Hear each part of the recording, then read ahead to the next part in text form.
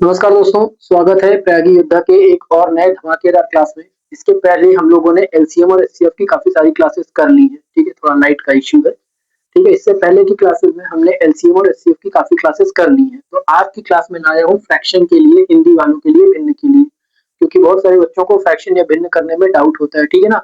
तो आज की एक क्लास और आगे की इसकी जो भी 2-3 क्लासें होंगी वो फ्रैक्शन के ऊपर होने वाली है, जिससे कि आपको फ्रैक्शन एकदम क्लियर हो जाएगा, ठीक? तो बिना देरी करे शुरू करते हैं इस क्लास को। ठीक है, तो फ्रैक्शन नॉर्मली होता क्या है, भिन्न होता क्या है?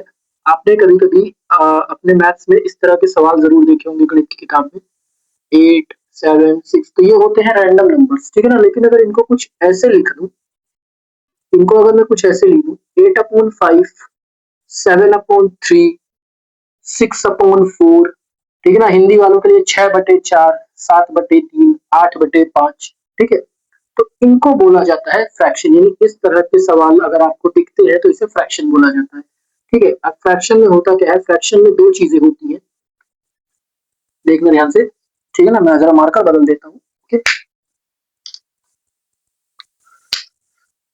तो फ्रैक्शन में 2 चीज़ें होती हैं, ऊपर वाले को हम लोग बोलते हैं अंश, ठीक है ना? ऊपर वाले को बोला जाता है अंश और नीचे वाले को बोला जाता है हर, ठीक है? नीचे वाले को बोला जाता है हर। बीच की ये जो लाइन होती है ना, इसे हम डिवाइडेशन भी कह सकते हैं या फिर सिर्फ डिवाइड कह सकते हैं, ठीक है ना? इस लाइन को डिवाइड, लेकिन हिंदी वाले जो है इसको बटा बोलते हैं, बटा, ठीक है ना? इतनी बात तो नॉर्मल है, सबको समझ में आ गई होगी, अंश और हर, ठीक है ना? अब इसमें एक बात सबसे पहले अपने दिमाग में नोटिस कर लो कि अंश और हर में से सबसे ज्यादा इंपॉर्टेंट कौन है? तो सबसे ज्यादा इंपॉर्टेंट है हर। हर सबसे ज्यादा इंपॉर्टेंट है क्योंकि भिन्न में हम जो भी सवाल हल करने वाले हैं वो हर की ही मदद से हल करने वाले हैं, ठीक है? और अगर रही इंग्लिश वालों के लिए तो उनको पता ही होगा कि अंश को बोला जाता है न्यूमरेटर और हर को बोला जाता है डिनोमिनेटर, ठीक है ना? तो हर केस में आपका ये जो हर है, जो नीचे वाला पार्ट है, डिनोमिनेटर है, ये इंपॉर्टेंट होने वाला है, ठीक है ना? अब ये कैसे इंपॉर्टेंट होने वाला है, चलो करते हैं फटाफट एक सवाल, आपको मालूम चल जाएगा, ओके? तो आज की क्लास में हम लोग जो सीखने वाले हैं ना, वो सीखने वाले हैं कि पहले फ्रैक्शंस को जोड़ना कैसे है, ठीक है? तो आज हम लोग जो सीखेंगे वो सीखेंगे फ्रैक्शन का एडिशन, ठीक है? फ्रैक्शन को ऐड करना सीखेंगे, फ्रैक्शन को जोड़ना सीखेंगे। आज की क्लास सिर्फ फ्रैक्शन को जोड़ने पर होने वाली है, तरह तरह के जोड़ मैं आपको दिखाऊंगा, ठीक है ना? चलो, पहला हो जाता है जैसे हमारा कंडीशन, आप याद रखो 2 कंडीशन, जब हर बराबर हो, जब हर बराबर हो, ठीक है ना? जब हर बराबर हो, यानी कि अगर मैं आपसे कहूं कि 6/4 प्लस 3/4 कितना होगा, ठीक है? 6/4 और 3/4 हिंदी में बोला जाए तो 6/4 और 3/4 को अगर हम जोड़े तो कितना होगा? अगर किसी कंडीशन में हर बराबर होता है ना, जैसे यहाँ भी 4 है, यहाँ भी 4 है, तो जो इसका आंसर होगा उसमें भी नीचे 4 ही होगा। इसको 4-4 जोड़ करके 8 मत कर देना। अगर हर बराबर है, नीचे वाला बराबर है, तो उसे जोड़ने या घटाने की जरूरत नहीं है, जो चीज है बस उसी को उठा के लिख दो, ठीक है ना? जो काम है वो ऊपर वालों के साथ करेंगे। 6 3 ठीक है ना? मैंने 2 4 को एक ही 4 बना लिया क्योंकि मेरे आंसर में तो एक ही 4 रहेगा ना यार, हर बराबर है, बस बराबर है तो उसको उठा के बस लिख दो, जो जोड़ना घटाना है वो ऊपर वाले का करेंगे, ठीक है? तो 6 और 3 जोड़ेंगे तो हो जाएगा 9, 9/4 आंसर, बस इतना आसान है।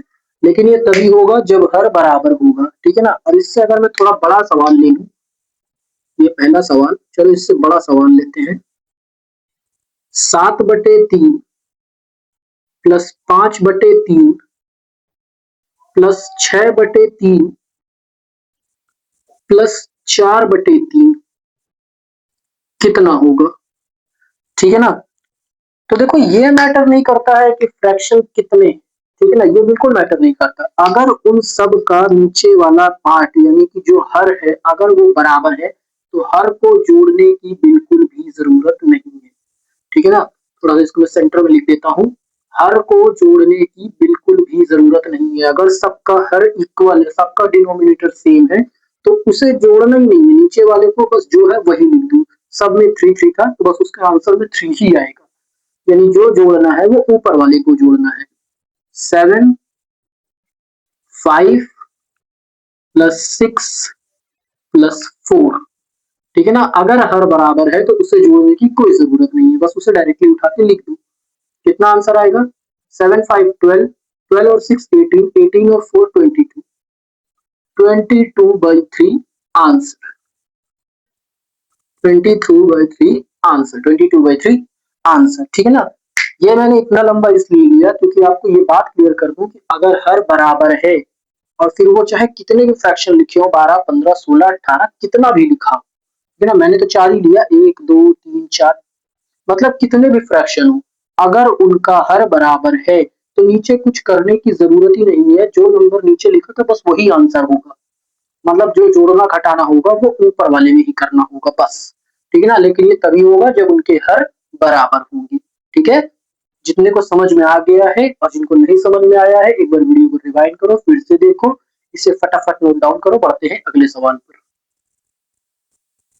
तो अभी हमने जो कंडीशन देखी उसमें हमने ये देखा कि जब हर बराबर हो, लेकिन अगली कंडीशन होगी जब अंश बराबर हो, ठीक है। जब अंश बराबर हो, ठीक है ना, जब अंश बराबर हो। तो जब अंश बराबर हो तब क्या होगा? जैसे कि हमने लिख दिया 6/4 प्लस, अंश तो सेम रखना है, 6/4, 6/4 प्लस 6/4। तो यहाँ पे क्या होने वाला है? तो याद करो, अभी थोड़ी देर पहले ही हम लोगों ने कहा था इंपॉर्टेंट कौन है? इंपॉर्टेंट तो हर है ना, नीचे वाला है ना, डिनोमिनेटर है ना। तो ऊपर वाला चाहे इक्वल हो चाहे ना हो, उससे कोई फर्क नहीं पड़ता, हमें सिर्फ नीचे वाले पर ध्यान देना है, हर पर ध्यान देना है, ठीक है ना।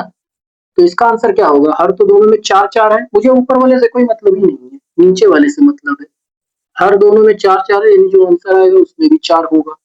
तो सर यहाँ भी 6 6 है, यानी यहाँ भी 6 होगा। नहीं, ऊपर वाले को मैंने पहले ही कहा, जोड़ना घटाना सब ऊपर करना पड़ेगा, यानी इसको आपको जोड़ना ही पड़ेगा, ठीक है ना। हर इंपॉर्टेंट होता है, अंश इंपॉर्टेंट नहीं होता है, फिर चाहे वो बराबर हो चाहे ना हो, ठीक है ना। तो 6 और 6 जोड़ करके हो जाएगा 12, 12/4 आंसर। बात समझ में आ गई? यानी अंश चाहे बराबर हो चाहे ना हो, उससे कोई फर्क नहीं पड़ता, हर बराबर होना चाहिए। बात क्लियर हुई? जल्दी से नोट डाउन करो, इसको मिटाते हैं और आगे बढ़ते हैं। चलो फिर अगली कंडीशन पर बढ़ते हैं। जब हर बराबर ना हो, ठीक है ना, जब हर बराबर ना हो। अभी तक हमने देखे थे कि जब हर बराबर हो तो कैसे हल करते हैं, लेकिन हर बार तो सवाल में आपको हर बराबर नहीं मिलेगा ना, कभी कभी तो अलग मिलेगा। तो इसीलिए इस बार हम कंडीशन देखेंगे कि जब हर बराबर ना हो, ठीक ना। जैसे 7/2 प्लस 3/4, अब क्या होगा? ठीक है ना, 7/2 प्लस 3/4। अब यहाँ पर अगर मैं देखूं तो यहाँ पर तो हर बराबर है नहीं, अंश से मुझे अभी कोई मतलब नहीं है, ठीक है ना, हर बराबर नहीं है। तो जब ऐसी कंडीशन होगी कि हर बराबर नहीं होगा, उस कंडीशन में आपको हमेशा क्या करना होगा? आपको हर का एलसीएम करना होगा, ठीक है ना। अगर आपके फ्रैक्शन या भिन्न के सवाल में हर, यानी नीचे वाला पार्ट, डिनोमिनेटर इक्वल नहीं है, तो आपको हर का एलसीएम करना पड़ेगा, ठीक है ना। उसके बाद क्या करना है वो मैं बताता हूँ, पहले एलसीएम कर लेते हैं, ठीक है। तो मुझे एलसीएम करना है 2 और 4 का, ठीक है ना। एलसीएम इसके पहले की क्लासेस में सिखाया है, जिन्होंने नहीं देखा है पहले जाके वीडियो देखो, फिर उसके बाद इसको कंप्लीट करो, ठीक है। तो 2 और 4 का एलसीएम लेना है, याद रखना इंपॉर्टेंट नीचे वाला है, ऊपर वाले का एलसीएम मत ले लेना, ठीक है ना। तो हर का मुझे एलसीएम करना है 2 और 4 का। 2 से ही करते हैं, 2 1 जा 2, 2 2 जा 4, फिर से 2 से 1 का 1, 2 1 से 2, यानी इसका जो आंसर आया ना वो कितना आया, 2 2 4, यानी कि एक सेकंड,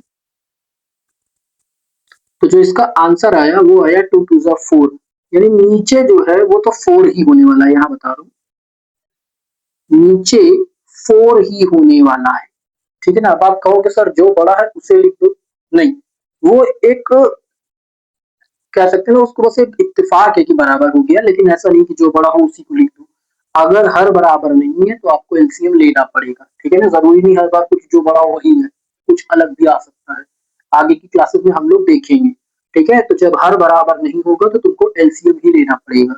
तो हमने एलसीएम लिया, आया 4। अब इस 4 का, इस 4 का करना क्या है, तो देखो अब यहाँ पर एक और छोटा सा चीज समझ लो। एलसीएम लेने के बाद, एलसीएम लेने के बाद जो भी आंसर आएगा, अच्छा एक चीज और समझ लो थोड़ा सा, मैंने हर का एलसीएम लिया ना, तो जो आंसर आएगा वो भी हर में ही आना चाहिए। नीचे का एलसीएम लिया तो जो आंसर है वो भी नीचे ही आना चाहिए, इसलिए देखो मैंने लाइन खींच के नीचे लिखा, ये नहीं कि ऊपर कहीं लिख दो। नीचे वालों का एलसीएम लिया ना तो आंसर भी नीचे ही आएगा, यानी कि अगर हर का एलसीएम लिया है तो आंसर भी हर ही आएगा, ठीक है ना। ये करने के बाद आपको क्या करना है, हर से हर को, हर से हर को डिवाइड करना है, ठीक है ना। हर से हर को डिवाइड करना है, जो भी आंसर आएगा, जो भी आंसर आएगा उसको अंश से, अंश से गुणा कर देना है, मल्टीप्लाई कर देना है, ठीक है ना। हर को हर से भाग देना है, जो भी आंसर आएगा उसको अंश से गुणा कर देना है। अब ये करना कैसे है, चलो देखो, यहाँ पर मेरे पास दो फ्रैक्शन है, इन दोनों को मुझे इसके साथ हल करना पड़ेगा। तो पहले मैं इस वाले फ्रैक्शन को हल करूंगा, ठीक है ना। तो यहाँ पे पहली लाइन क्या थी, हर को हर से, इसके लिए हर कौन है, ये है, इसके लिए हर कौन है, ये है। 2 से 4 को डिवाइड करो, कितना आएगा, 2 1 2, 2 2 4, दो बार में आ जाएगा। आंसर कितना आया, 2।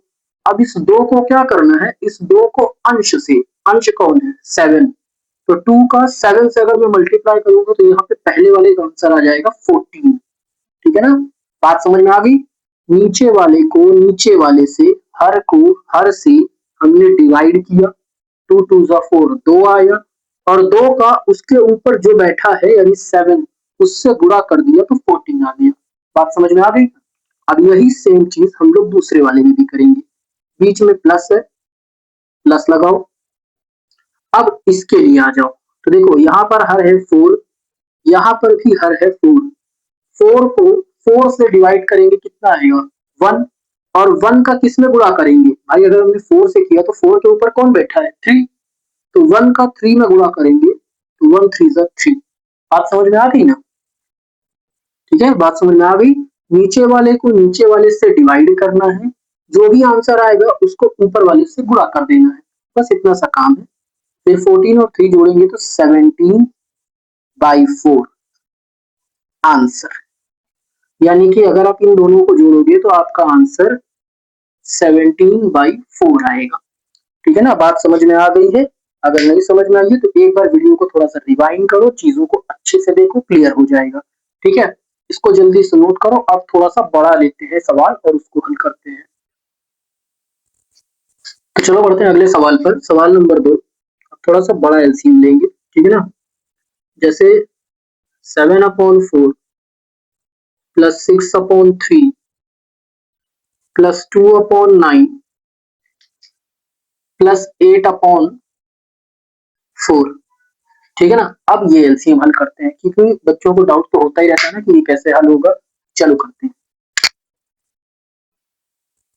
तो सबसे पहले इन सबका हर देखो, नीचे वाला पार्ट देखो, डिनोमिनेटर देखो सेम है क्या, इसका 4 है, इसका 3 है, इसका 9 है, इसका 4 है, नहीं सेम नहीं, ठीक है ना। सेम नहीं है तो हमको करना पड़ेगा एलसीएम, ठीक है ना। बगल का हिस्सा लेके एलसीएम कर लेते हैं, 4 3 9 4, ठीक है ना। याद रखना नीचे वाले का एलसीएम करना है, हर का एलसीएम करना है, ऊपर वाले का मत कर देना।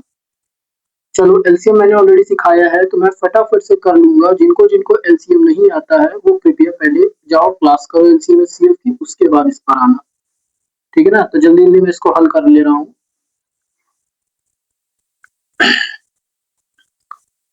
चलो 3 1 जा 3, 3 1 जा 3, 3 3 जा 9, 3 1 जा 3, फिर से 3 से 1 1 1 1। ठीक है, तो जो इसका एलसीएम आया ना, जो इसका एलसीएम आया, सॉरी सॉरी, ठीक है ना। अच्छा दूसरी बात, मैंने नीचे वालों का एलसीएम लिया है तो जो आंसर आएगा वो भी नीचे ही आएगा। ठीक है ना। चलो, तो कितना आंसर आया, 2 2 जा 4, 4 3 जा 12, 12 3 जा 36। आंसर आया 36। देखो जैसे मैंने पहले आपको बताया था ना कि जरूरी नहीं कि जो सबसे बड़ा हो वही आंसर आएगा, आंसर दूसरा भी आ सकता है। तो जब भी एलसीएम आप सॉरी जब भी हर बराबर ना हो तो आपको पहले एलसीएम लेना है तभी यहाँ आंसर लिखना है। ठीक है ना। अब इसके पहले मैंने जैसा बताया था कि हर को हर से भाग देंगे, जो आएगा ऊपर गुणा कर देंगे। ठीक है ना।